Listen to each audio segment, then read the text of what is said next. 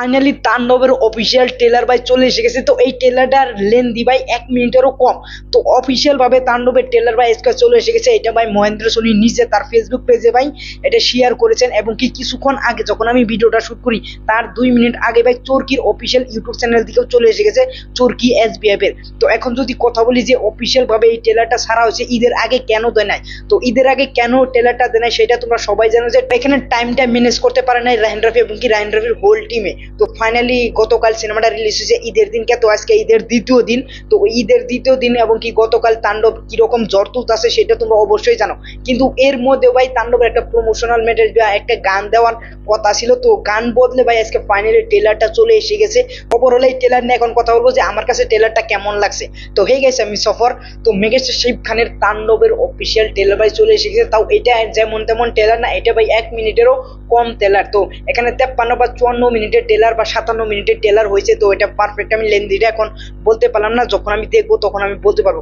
কিন্তু এই ট্রেলারটা আমি আজকে ভাই 15 বার দেখছি। 15 বার দেখার পরেও ভাই এই ট্রেলারটা দেখতে আমার আরো মন যায় যে কি হচ্ছে ভাই। ফার্স্ট কাটিং এ ভাই সবকিছু চলে যাচ্ছে।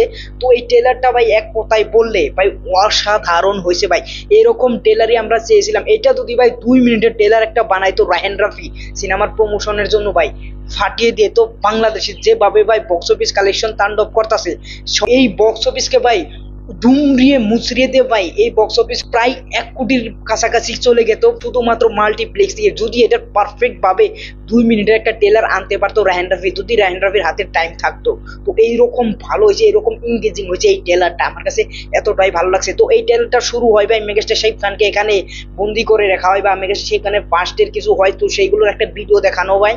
আর ওখানে মেগাস্টার শাকিব খান তাদের সাথে hand to hand Kombat fight করে ওখান থেকে ভাই সারা হয়ে যায়। তো সারার পরে ভাই মেগাস্টার শাকিব খান এখানে অনেক বড় একটা মিডিয়া হাউস বা এখানে আমরা যেটুকু ট্রেলারে দেখতে পাচ্ছি, তো ওইখানে দেখা যায় যে একটা হাইজেক করা হয়। তো ওই হাইজেক করে ভাই সরকারকে চাপ দিয়ে মেগাস্টার শাকিব খানের উপরে যেটুকু অত্যাচার হয়েছে সিনেমার মধ্যে সিধা, তো ওইটুকুর বদলা নিতে চাই সরকারি মিডিয়া চ্যানেল ওখানে ভাই হাইজেক করে। তো এইটুকু আমি বুঝতে পারছি। তো এইখানে ভাই মেগাস্টার শাকিব খান অনেক ডায়লগই আছে, এবং কি এখানে আমরা অনেক অ্যাক্টর জয় হাসানকেও দেখতে পাচ্ছি। এর সাথে সাথে আমরা ছোট্ট একটা ঝলকে ভাই এখানে আরফান নিশুকেও ভাই দেখতে পাচ্ছি। তো এখানে আমি আরফান নিশুকে অনেক লিক ফুটেজে আমরা দেখতে পাচ্ছি, কারণ তাণ্ডব বাংলাদেশে চলবানিছে, এবং কি আরফান নিশুর ক্যামিওটা ভাই ভাইরাল হয়ে গেছে। আরফান নিশুর সিয়ামের ক্যামিও ভাই পুরোপুরি ভাইরাল।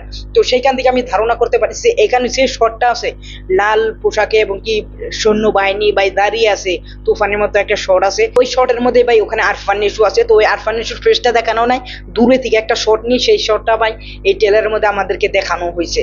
তো ওভারঅল এই ট্রেলারটা ভাই দুর্দান্ত হয়েছে ভাই। এরকম ট্রেলারে আমরা চেয়েছিলাম। এই ট্রেলারটা যদি 2 মিনিট হইতো তাহলে আমি প্রথমে তোমাদেরকে বললাম যে এই সিনেমাটা ভাই বাংলাদেশের বক্স অফিস দুমড়িয়ে মুচড়িয়ে দিয়ে ভাই যে রেকর্ডটা করতো, এই রেকর্ড ইতিহাসের কোনো সিনেমায় ভাঙতে পারতো কি ভাঙতো না সেটা ভাই জানা নেই। তো ওভারঅল এই ট্রেলারটা আমার কাছে অনেক ভালো লাগছে। তোমাদের কাছে কেমন লাগছে সেটা অবশ্যই বলে যাবে। আর ঈদের দ্বিতীয় দিনকে কি এই ট্রেলারটা আনা উচিত হয়েছে না উচিত নাই সেটা অবশ্যই তোমরা কমেন্ট বক্সে বলে যাবে। আর ওভারঅল যদি আমার এই ভিডিও তোমাদের কাছে ভালো লাগে অবশ্যই একটা লাইক করবে। পরবর্তী ভিডিওতে দেখা হচ্ছে। Thanks for watching, by.